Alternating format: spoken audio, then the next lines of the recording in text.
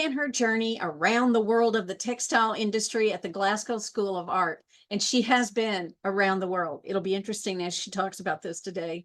Though the make, do, and mend approach of her parents was the real beginning, with sewing, dressmaking, and hand spinning. After graduation, a 20-year holiday, quote unquote, in Australia followed, being paid to be creative and design woven textiles. In 2008, Sam swapped busy Sydney for the seas and skies of Scotland's Moray Firth coast in a town called Buckie. Isn't that a great name, Buckie? She took on a range of project work from freelance design, product development, and as well as training projects across the textile industry.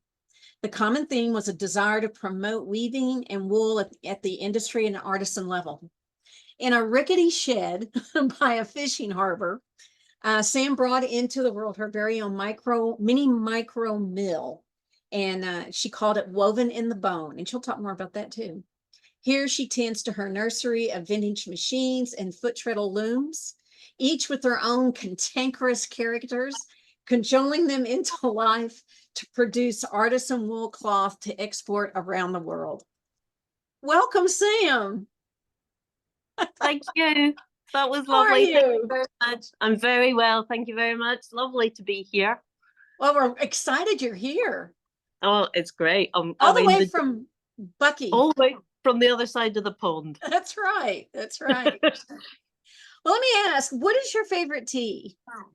Oh, Earl Grey. Earl Grey. Earl Grey. All right. All right. Earl Grey. And this time of night, decaf Earl Grey with milk. All right. What time is it there? It's about 9 o'clock, but because we're in Scotland, it's summer, it's still broad daylight. It's lovely. Wow, that's great. That's great. So I talked a little bit in your bio about how you got started, but talk more about how you got started in fiber. Well, you were spot on. It was I think the older I get, the more I can really appreciate the sort of influence of my mum and dad. And it was sort of the different skills. Mum was definitely the creative one and the crafty one, and she made all our own clothes. Made all our clothes. There was 4 of us, little ones, and so everything was on production line. There was 4 Aran jumpers and 4 skirts and 4 dresses and all that sort of thing. And my dad was much more of the sort of technical pottering person. And by the time I got to sort of close to being able to drive, he had me out changing the spare wheel on the car and tuning the car and all that, in the days when you could do that. So looking back, it was definitely all that kind of influence, that you could just get your hands dirty and try anything and do it yourself. Definitely. Yeah, I read somewhere, I heard you talking about how you what they call it, tapping the spark plug to set the gauge on it. Yeah, I remember those days. Yeah, no, you studied at the Glasgow School of Art. Now, did that program or did that education prepare you for what you're doing now? I mean, was it more art oriented? Was it more design, utilitarian kind of work? I would say it was sort of somewhere in the middle, because the course that I specialized in, it was a 4-year course. In the first year at art school, everybody did the same sort of foundation, and that was all sorts of fine art aspects and design aspects. And at the end of the first year, you had to kind of pick your specialization. Oh, okay. Right. And at that point, I opted for embroidered and woven textiles. That's my degree. So it was already a bit of a mix. I mean, there was all the stuff in there that my mum did, quilting and thread, I suppose, was probably the common thing there. And so once I started on that, actually within that department at that time, it was really very open to going in all sorts of different directions. So within my class of 10 people, we had weavers, we had knitters, we had embroiderers, we had somebody making sculptural cherubs out of calico, we had somebody making lights out of woven wire.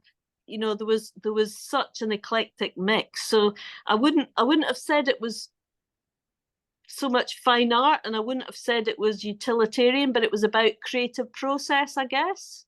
So, you know, definitely collecting ideas and developing ideas. I think that in terms of preparing for a life in industry, that was, I'm not sure well, I always think it was really invaluable, because without that time, you know, you can always have you know, if you can learn how to think big, and then you can pull it back to what you need, but it's harder to go the other way, I think. So I loved it. I absolutely loved it. But then there was a lot of learning when you got into industry as well then. So Did yeah, it good. prepare you for going into the industry, do you think? I don't think that particular course did. But that didn't mean to say I didn't love it and have a great time. Yeah. So Everything is, you learn something from everything, right? well, and also I guess it's sort of realistically, you know, the industry, especially by that point, mid-80s, was reducing quite rapidly. Oh. So, you know, the logistics of having a course that was specifically tailored for that. I mean, there was another course in Scotland, but I didn't know that was what I was going to do when I signed up. So I could have gone down a different path. I don't know. It worked for me. Well, this next image we're going to show is a bolt of cloth that you produced. And I read this, or I heard you talk about this in an interview, that you said you see yourself as the maker of the cloth for others to make clothing. So did you ever want to make the clothing, or were you okay with doing that? No, I was definitely happy to do the cloth and not the clothing. I did do dressmaking with my mum, you know, when I was a teenager. But I think that was always, you know, I was one of those people that got excited about choosing the cloth and the pattern, and then when it was all cut out, that was the first day, and then I never got back to it. But so no, the actual process of the yarn and building the cloth was always the bit that really appealed to me. And this, I guess, when I was young, you only really thought about fashion or interiors.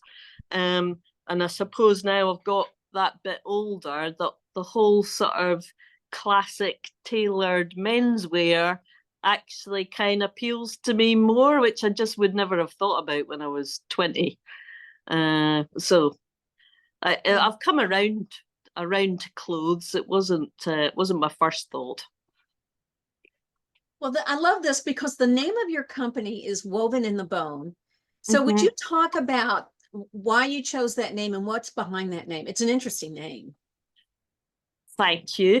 It was, you know, I was trying to set up a business. I didn't really know exactly what the business was going to be at that point. I just had my loom and I just wanted to make cloth. I didn't really know where it was going to go. And it was actually in a little book of poems that I had bought. And actually my sister was flicking through it and said, "Oh, Woven in the Bone, that's a nice name."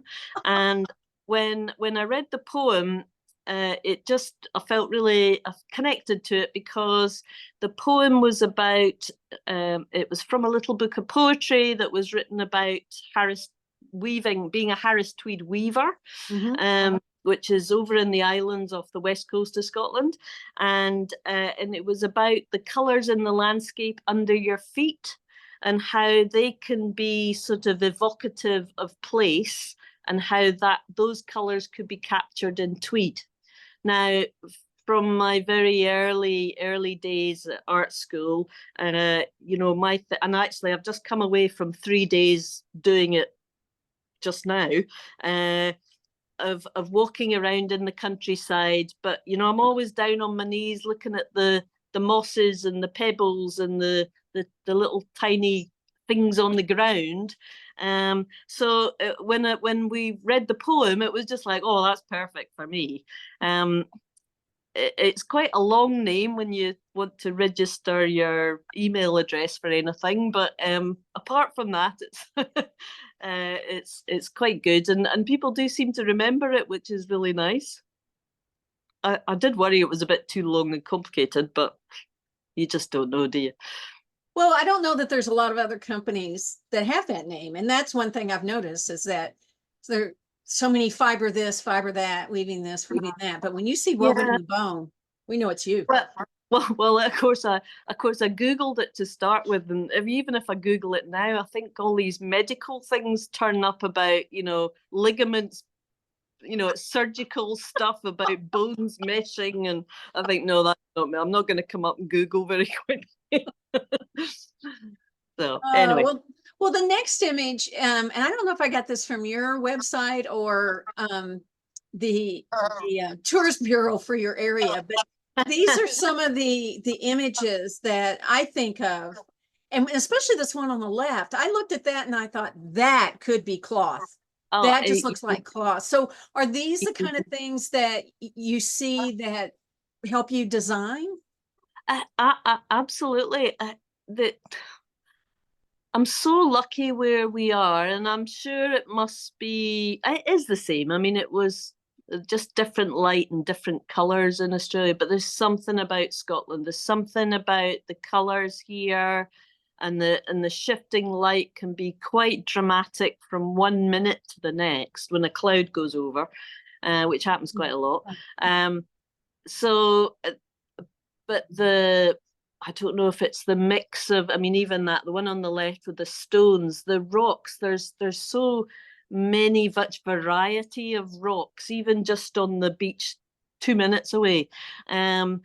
So there's so many interesting things to look at, and I just love that part of the process. And I mean, I've just come back from, it was 2 days, 2 walks, and I had 300 photographs. Which I was just editing this afternoon, and so there's going to be a load on Instagram soon. It's just endless. I can't possibly make enough cloth that's come from all those images. So picking one is quite often the hardest thing. But yes, the one on the left is so easily some sort of herringbone or a zigzag. Sometimes the translation is just too easy, and then sometimes it's a kind of unexpected combination that sort of sparks your interest. So there can be lots of hooks in, and then it's just about the decision making and all sorts of other things. Because the other thing is, of course, with most of what I'm doing is menswear.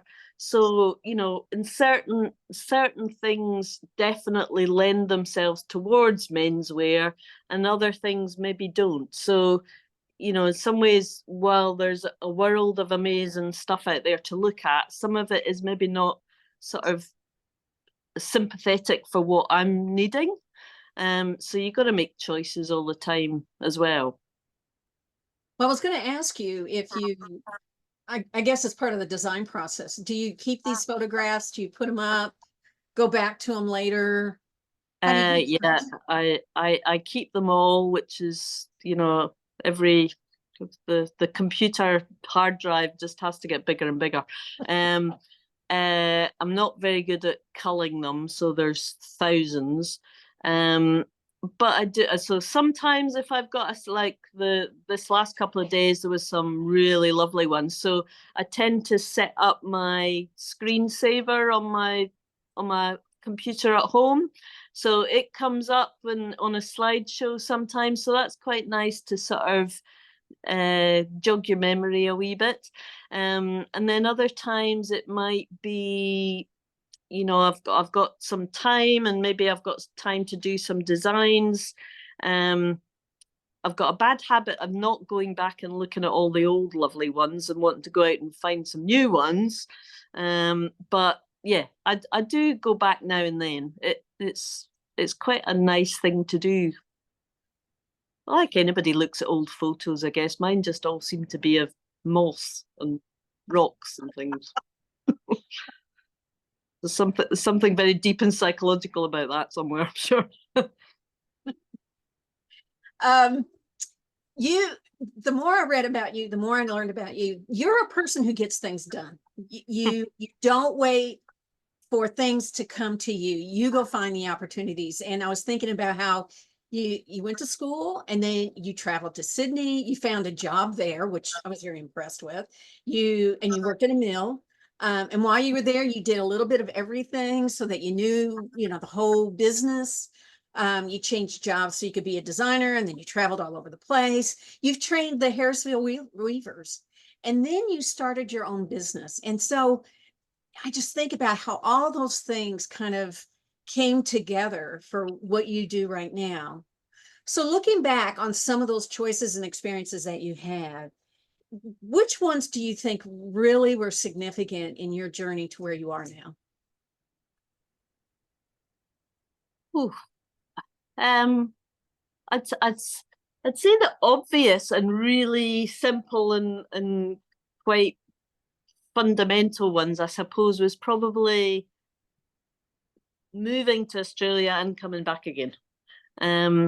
Because well, I was and I've been incredibly lucky. I mean, I do believe you make things happen, and yes, as you said, I'm always kind of proactive in some ways.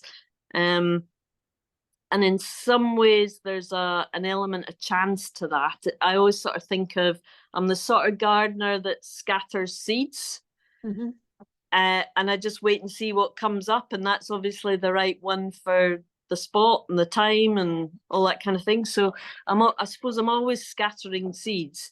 And going to Australia, I was lucky that I just happened to go at a time when the industry was taking quite a big downturn in Scotland, and I just happened to turn up in Sydney at a time when one of the two mills in Sydney just happened to be looking for somebody.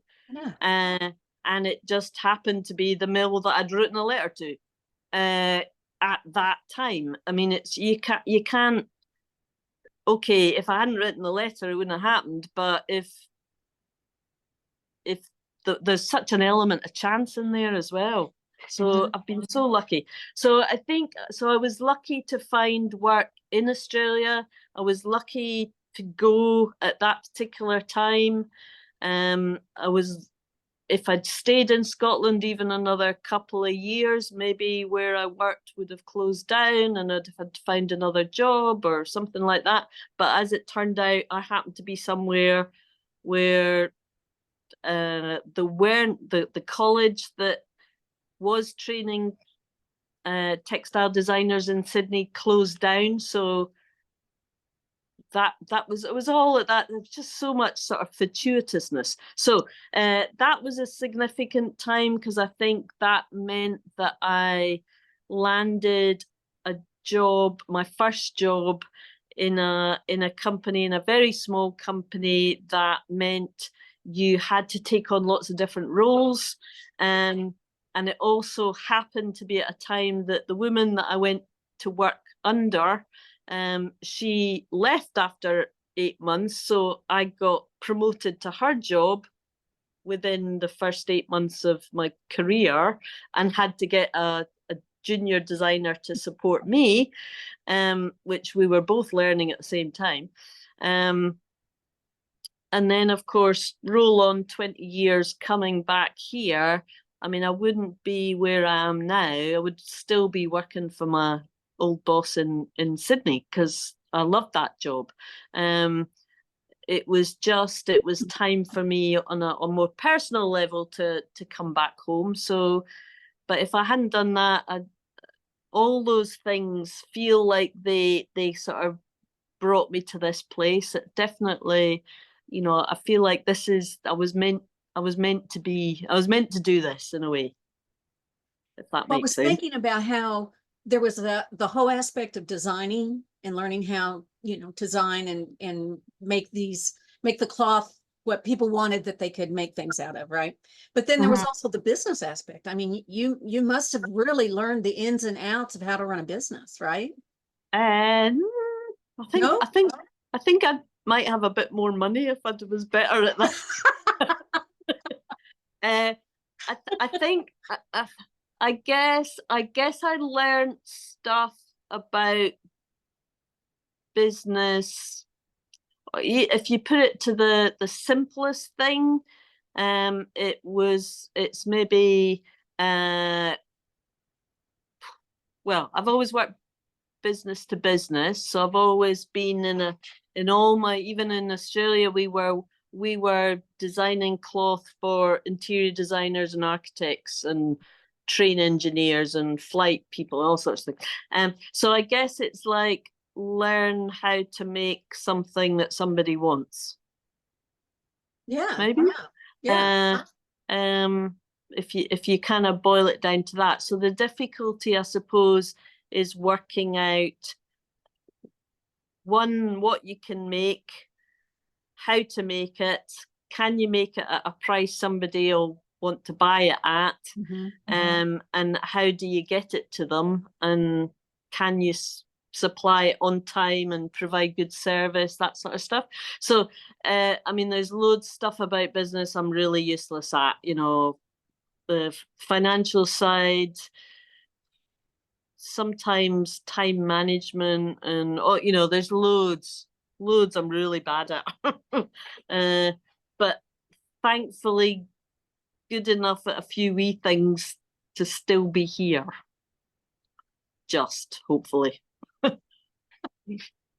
Fingers crossed. No, I think it's hard for artists really in particular to, you're creative, you've got these ideas, you want to make things, and then there's that other side of the coin of, you got to make money and you got to get your product out and you got to ship and got to pay taxes and all of that. Yeah, no, I think it, and maybe that's where because the focus is, for me, the focus is more on what me being able to make what other people want rather than me be able to make what I want. I think, yeah. I mean, I suppose that's my approach. I mean, even on the design side, quite often that I'm not doing a lot of my own designs. It's what you tell me what you want and I will help you facilitate your vision in a way, if that makes sense. So so in some ways, the landscape and it is lovely. We do things, and I am doing a project for one of my big customers at the moment, and that is a proper sort of development from going out for a walk, collecting my photos, translating that into cloth. But that's not always the process. Sometimes it was, I would really love a really oversized check. What colors have you got? And it might just be what works with what else they have in the collection. So I'm not actually inputting very much other than maybe a perspective on that might look good with that or not, but sometimes they've got a better eye than I have. So I'll just go with the flow. As long as they're happy at the end, that's fine.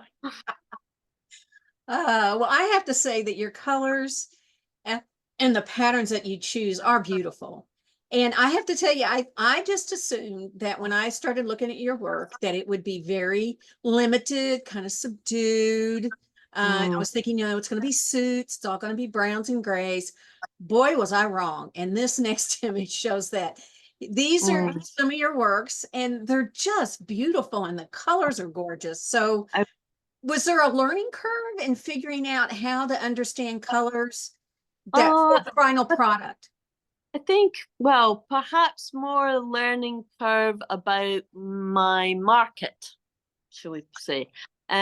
So, and I guess that's also what the opportunity was, certainly, particularly on the both of these actually for tailors. One, on the left hand side, that's a a lovely lady tailor in London, and she just loves bright colors. So, you know, her clientele go to her because she is so passionate about color, and they're people who don't want to wear navy blue and black and grey all the time. I mean, I'm sure a lot of her customers are either in the creative industries or something themselves, so you know they're not scared of colour. And on the right hand side, that's actually a commission I did for a bespoke tailor in the Catalan region of Spain, and that was a lovely project because he wanted to do a kind of a more contemporary version of a family clan cloth, clan tartan in a way. So I worked directly all via Instagram messaging and Google Translate. And he sent photographs of this beautiful mountain region where his grandfather came from. And we developed colours and checks around the photograph. So I mean, it was very much, it sort of suited, you know, the name of my business. But you know, and I think the Mediterranean people, they're so much more, as the Australians were, they're so much more brighter and bolder with colour. So it was, you know, just a lovely, both of those projects were lovely because yes, I do a lot of grey and I do a lot of brown and blue, so it's so nice to do something so sort of joyful. And particularly the one on the right, I was weaving that in the depths of winter here, so it was just so cheery to come to work. So, and just imagine being in the sort of the mountains in Spain. It was just lovely. What's so funny, the gentleman in that jacket, I'm from the Atlanta area, and I've gone to Charleston and Savannah often, and I was looking at him thinking, you could see him in Charleston. He would fit in just lovely. So there must be something about being around the water and those colors, but I was like, that would be a perfect Charleston jacket. And those of you who've been there, you probably know what I mean. Yeah. Well, everybody's asking about what's behind you, and I haven't said anything because we're going to talk about your looms. That's okay. That's okay. The looms you weave on are fascinating. They're just so unique. So my question is, how did you find them, or did they find you? The first loom, which you've got the picture on the left, that was my first loom, and I found that one, or I didn't find it, to be honest. I found the person that found that one for me through when I was working in the Outer Hebrides organising training. I wasn't doing the training myself. I was just more doing the administrative side of things for a college. But there was a lady there that I met, and she was doing the training and collecting looms like the Hattersley looms. So when as the sort of time came up that all my other work was sort of falling away, and I was like, what am I going to do? That sort of pushed me into thinking, well, you know, I just love to do this. I just don't know what I'm going to do with it. But so that one she found for me. And the loom on your right hand side, that's this comes from Devon, and the two black looms behind me, they both came from a weaver in Devon who had inherited them from his father-in-law, and that family had a little sort of micro mill of their own, which they'd been running since 1939. So both those looms had already had a 80-year span working life before that weaver retired, and I was fortunate enough that he let me look after them. I still feel I'm kind of looking after them for him. Now, is that loom on the right? I have the smaller photo. Is that the one that's behind you? That's the one that's behind me. It just hasn't got anything in at the moment because we're in between. But that's got the dobby mechanism sort of from there up, is what makes that loom particularly special, because they didn't make an awful lot of them. The bottom half of the loom, they Hattersley made a number of those looms. You know, there was 1,200 in the Hebrides alone. Wow. By the 1960s, but that top part was quite unusual, and the people that bought these looms that I bought them from, they had bought the bottom half of the loom they bought in 1948, and the top half they bought as a sort of souping up accessory in 1955, I think, and but they never really got it going to their satisfaction, so they'd actually dismantled it from the rest of the loom and it just sat on the top, and it's a 12 shaft dobby. Now it's special because the only other one that I know of that's in a working condition and working for a living like mine is in New Zealand. So we are on the opposite sides of the world, but there are a few other ones dotted around in museums. There's one in Australia I know of. I think there's one in storage in Shetland. So there are a couple others around. I just don't know. And there may be more. I just don't know where they are. And they're Hattersley? Hattersley. Hattersley. I was trying to find it. Hattersley. George Hattersley. With an S. Yes. All right. Well, it's a fascinating loom, and you have to see this video. This is a great video. Thank you for making this for us, because this isn't just a loom that you push down and throw the shuttle. So Mandy, if we can get that video going, this is awesome to watch this go. Now, if you want to explain what we're going to see here. Well, this was a project I was doing recently for a friend who's a kilt maker. So we had set up the loom with 6 shafts and 2 for the selvage. So, yeah. There's just so much going on, isn't there? It's just too cool. Now, I heard you being interviewed, and they said that that you have to stop often for issues with the thread. Is that true? Yes, because the shuttle has the perns in it, and depending on the thickness of the yarn, all the weavers will know that. You know, the thicker the yarn, the more often the pern runs out. You don't have as much length in the yarn. So that particular one was quite a fine thread for me.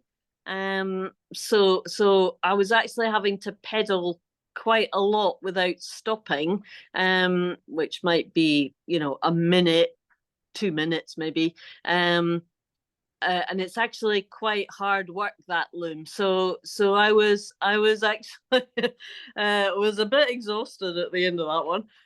So it took me quite a while to weave that one. Whereas on my other loom, there's a bigger shuttle, so you can take a bigger pern. So it's easier to use a thicker yarn. So yeah, when I'm using the thicker yarns, I do have to stop and start every even 20 seconds, but probably anything up to every minute to stop and change the pern. So there's quite a lot of stopping and starting. I think Mandy's going to run it again, so we can. I want to see it again. The other thing I wanted to ask you about is the pattern cards. Here we go. All right. It looks bigger when you're standing next to it. Yes, it's certainly taller. So everything works. What's different? It's a semi-automatic foot-treadle loom. So nothing will move until you've got your feet on the pedals. And then after that, all the various movements that if you are a hand weaver, you're coordinating yourself either with your feet to lift the treadles, or you're throwing the shuttle, or you're beating it. In this case, all of that, you have to set up the timing of it.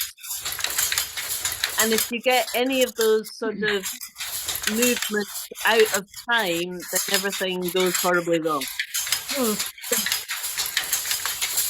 Oh, now this is what I want to show. This is the pattern, right? Yes, so that's the pattern card. Oh, I don't know. That's amazing.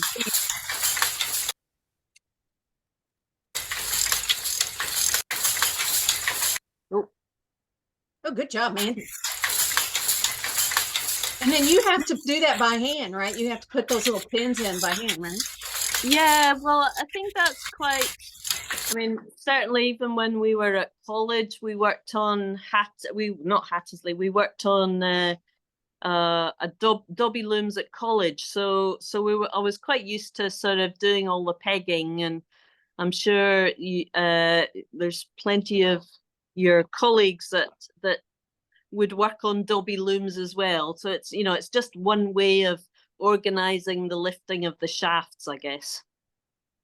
Thank you, Sally Orgren.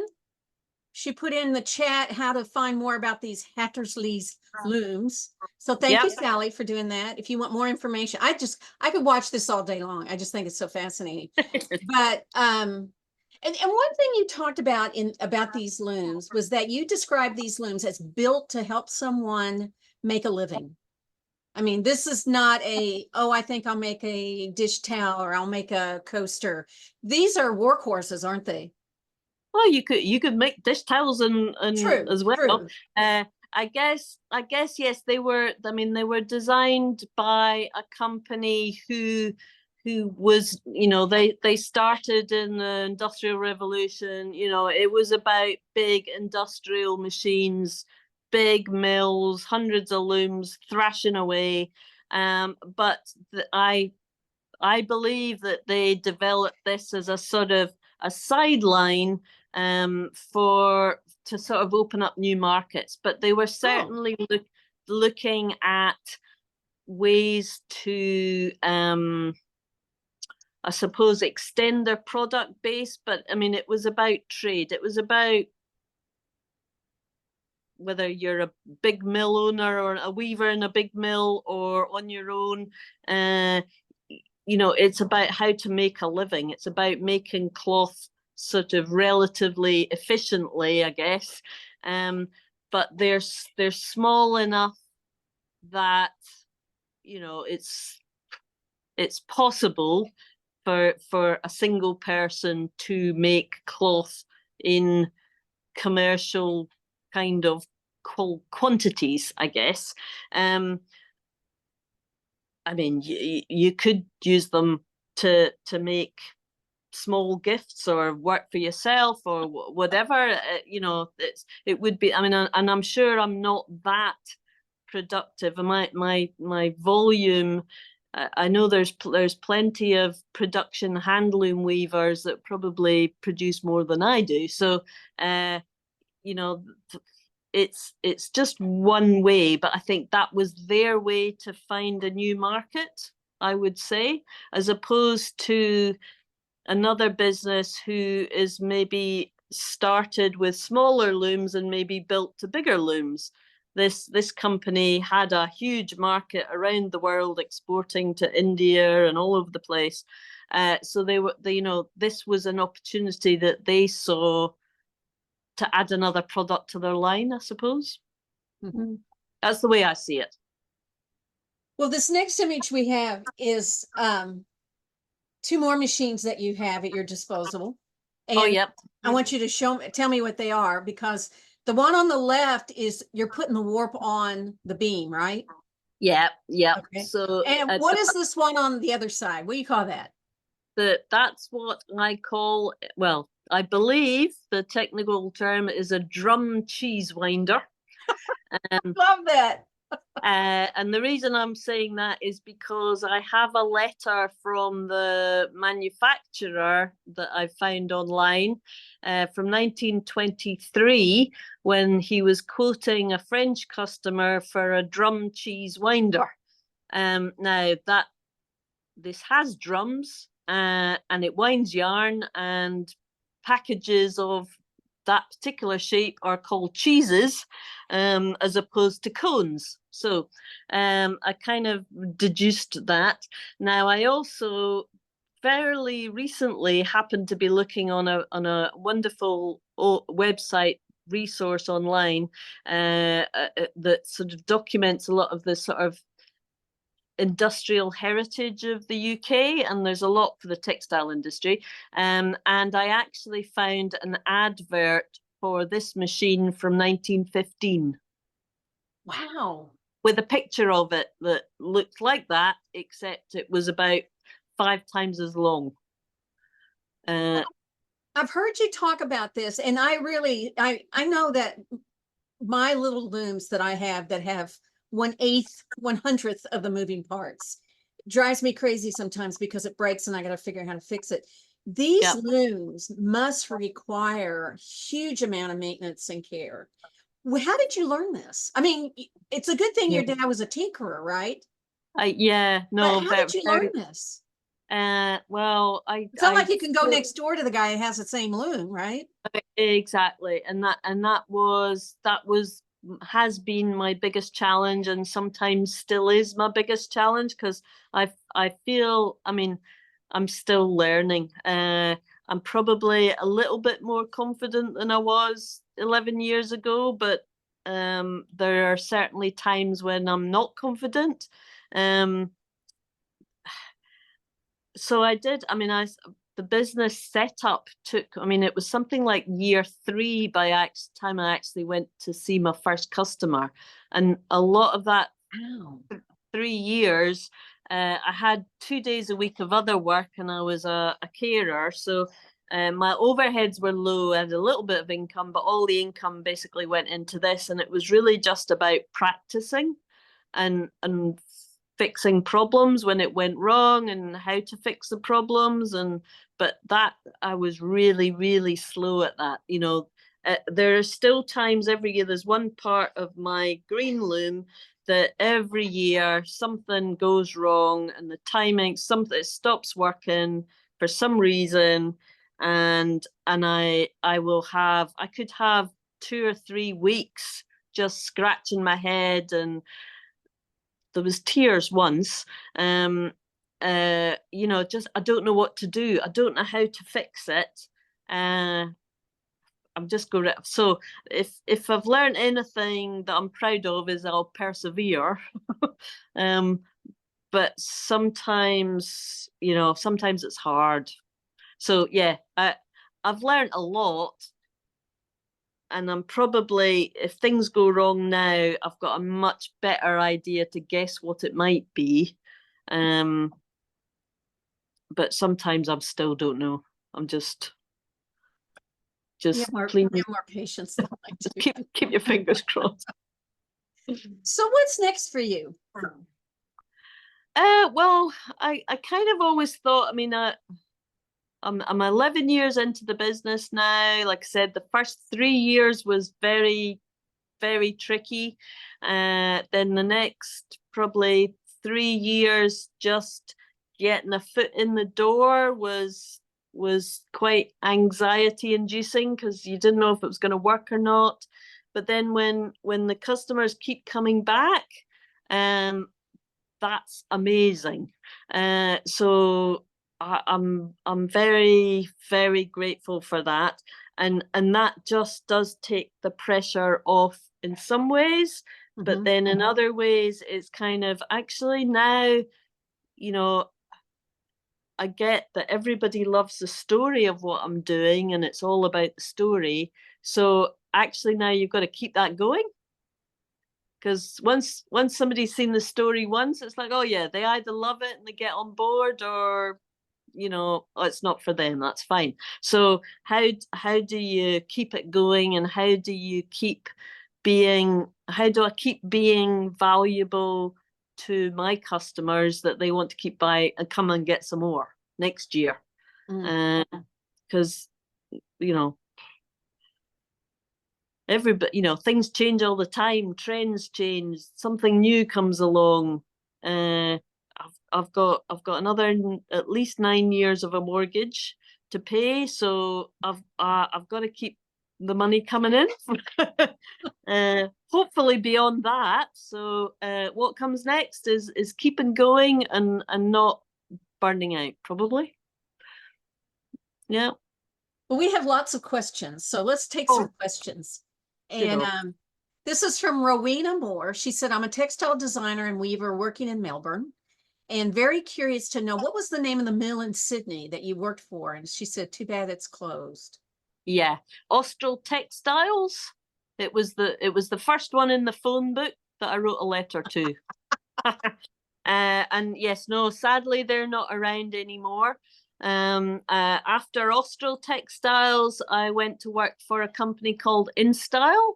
They're still there. They're in Sydney, and there is an office in Melbourne. So and that was all interior textiles, but mostly wool, but other fabrics as well. So she can always go in and have a look at this. There might even still be some of my fabric in the range. I'm not sure. There you go, Rowena. If you do, let us know. Yeah. Sandra Miller, how do you source your wool? All sorts. I mean, I'm really, really lucky. In the UK, we do have a textile industry. We still have a lot of, when I say a lot, maybe compared to some countries, we do have yarn spinners. So I have a stack of shade cards. I probably buy from half a dozen different mills. Some in England. Do I buy any in Scotland? Yes, no, used wool. Ireland, a bit from Italy sometimes. But I also, there is a growing number of people who do their, well, put it this way, last year, can't remember now. Might have been last year. I had actually a customer who lives in Japan, but her family farm is in America. So she had her merino spun. Now I'll get this wrong. It was either Wisconsin or Iowa, maybe.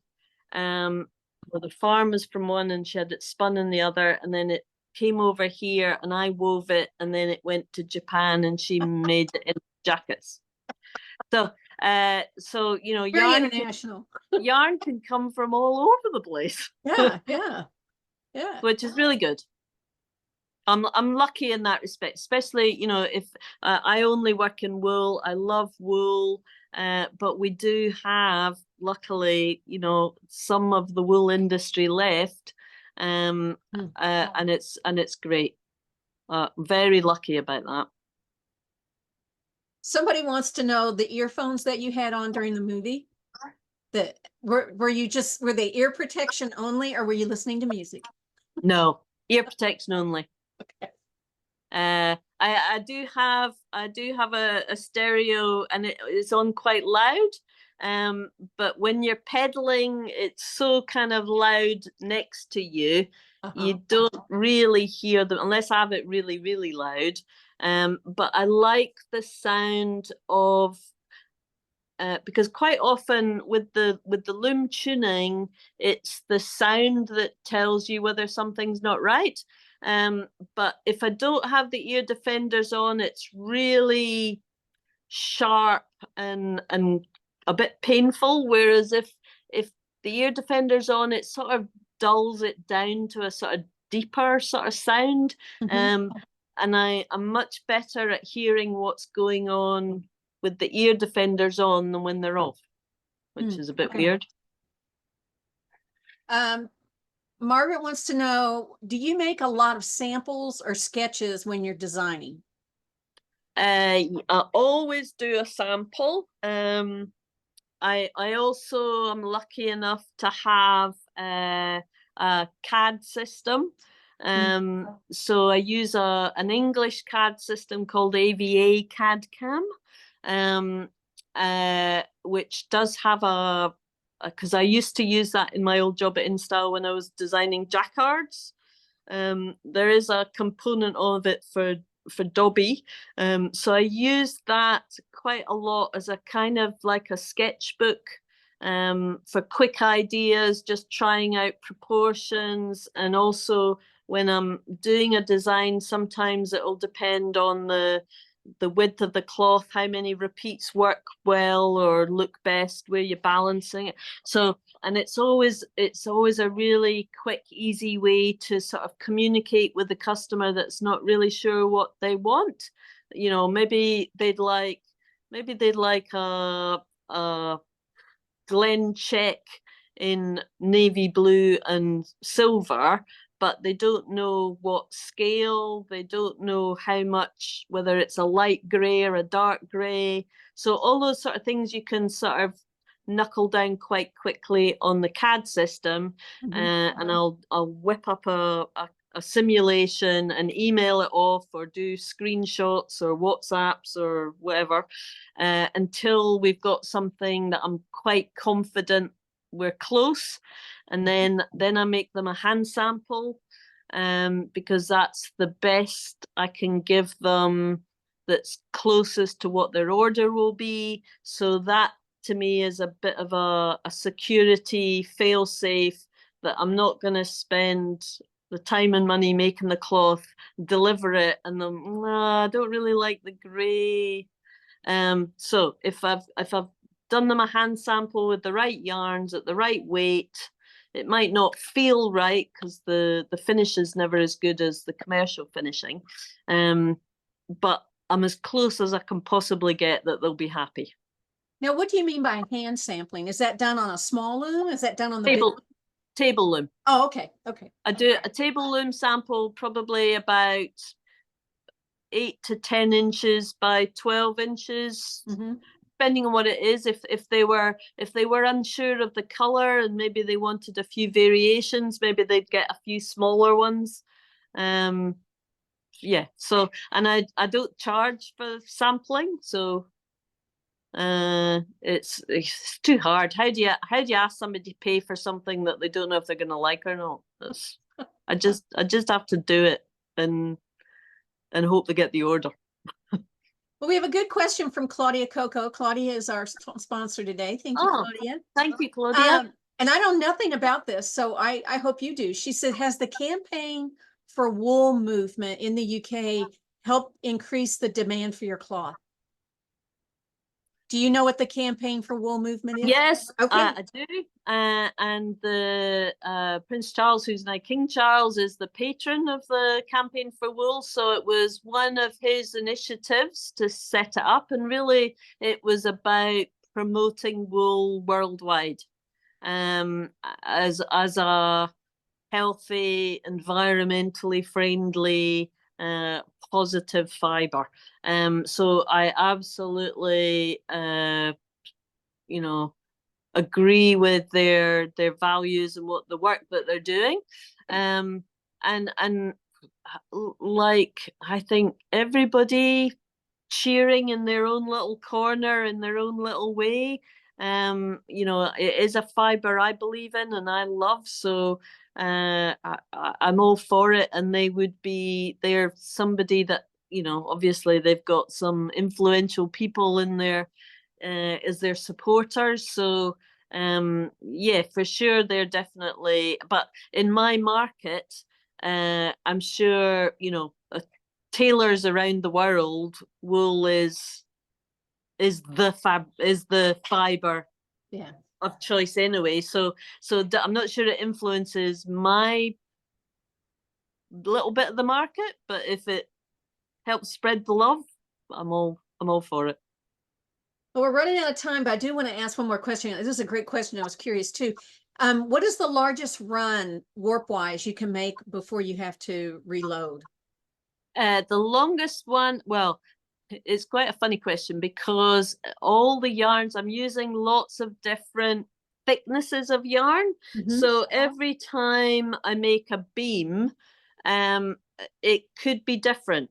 So on the heaviest yarn that I use, I was getting orders of maybe, well, say 60 meters. But actually for the first few years I was making that cloth, I would warp single pieces of 30 meters because I wasn't sure if I'd get 60 on the beam. Because until you start warping it, you don't really know. Only last year I was brave enough to put 60 on and it did fit, so that was great. But then now, I'm just looking over there now, there's a really fine warp, and actually 60 meters doesn't cut anywhere near. I could probably put 300 meters on it. So, you know, it was like, it would depend on the yarn. The longest one I've actually done was 120, I think it was about 122 meters, but that was quite a fine yarn and I was quite confident that was going to fit on okay. There was a lot of weave in that one. So it was 122 meters? I think so. I don't know what that is in yards, a lot of yards. I got to look it up. 133 yards. Oh my gosh. Oh my gosh. Yeah, and of that cloth, I was probably making about 30 to 35, well, 35 meters a week. So there was about 3 weeks work in there. So that was really boring. But you know, I'm not going to say no. Another question, but I guess we've done that one. Sam, I hate it, but we're done. We got to stop. It was so fun. We were just warming up. So much. We're just getting started. We're going to keep talking. You all just go away. We're going to keep talking. Thank you so much for being on here today. It was just lovely. It was like 2 for 1. We had the whole loom information and the whole weaver information, and I could just hear more and want to see more. So thank you so much for being on here today. Well, thank you very much for inviting me. It was lovely. It was really lovely to get a chance to chat. Thanks. If you want to learn more about Sam and her weaving, go to woveninthebone.com. Some great examples of her work and more information about her. And thank you so much. We do appreciate it. We do want to thank our sponsor today. Again, it's Claudia Coco, in memory of Irma Coco. We appreciate you sponsoring. It's just a lovely way to honor someone, isn't it? Just to say, hey, we're doing this show in your honor today. So thank you, Irma. We appreciate it. And if you're interested in having a sponsorship of Textiles and Tea, it could be you, your business, your guild, a bunch of friends, whatever you want to do. Give us a call or go online and you can purchase a sponsorship at wespindye.org. Thank you again, Claudia. It was very nice. We have some more information about Convergence. We're coming up on deadlines. Do you realize I leave in 2 weeks for Convergence? I cannot believe that. I cannot wrap my brain around that. But anyway, if you want a meal plan, the deadline is June 28th. So you got to jump on that. So if you don't want to go outside the hotel and get food, or you don't want to eat at the cafe every day, you just love the convenience of having a meal waiting for you when you get out of class, and you can eat it before you go back into class. Check it out. You can buy it on wespindye.org. You can purchase the meals that you want. So go check that out on the website. But the deadline is June 28th. So do not wait. It will be gone. We also have the skein competition. I've been talking about that much. Where's my spinners? We need our spinners. We want to thank Kromsky North America, who makes beautiful spinning wheels, for sponsoring the skein competition. And if you are interested in submitting something, you can do it 2 ways. You can either ship it and get it to us by July 5th. If you think you can't do it, bring it with you and come into the marketplace and you can just hand deliver it to us on July 10th. Go check out the rules. I don't want to go through all of it, but there's different categories: animal fibers, non-animal fibers, single ply, multi-ply. Go check out all the guidelines, and it's on wespindye.org. There are prizes. So there you go. And if you're a member, it's only $3 to enter. What a deal. And we would love to see what's out there. We want to see what spinners are doing and what it looks like. So if you're interested, you've done some spinning lately, come submit it. It'll be wonderful to have it in the marketplace. We want to thank everybody who supports HGA either through donating or membership or both. Your donations help these programs keep going, whether it's Textiles and Tea, Spinning and Weaving Week, on and on. And it also helps us think about what are we going to do next? What's the next program that will help our members and make our members happy? So thank you so much for your donations and when you join. You can join online at weavespindye.org. You can also donate. You still have time to donate so that you'll get early entry into the fashion show. So go online and check that out. So thank you so much. If you've missed any episodes, you want to see this one again. I just want to see that machine work. I just love that loom. You can do that. You can go to the HGA Facebook page and watch it there. You can sign up and subscribe to the YouTube channel. When you do that, you'll get a notice when something's been uploaded. So you have several options there that you can watch it again, tell a friend. I know some people said they had to leave. They can watch it later, whenever you want. I hope you all have a wonderful week. Next week, we have Kelly Walsh, who's going to be on our show. So have a lovely week. Countdown to Convergence. Next week will be our last show before we head to Wichita. We will actually do Textiles and Tea from out in Wichita.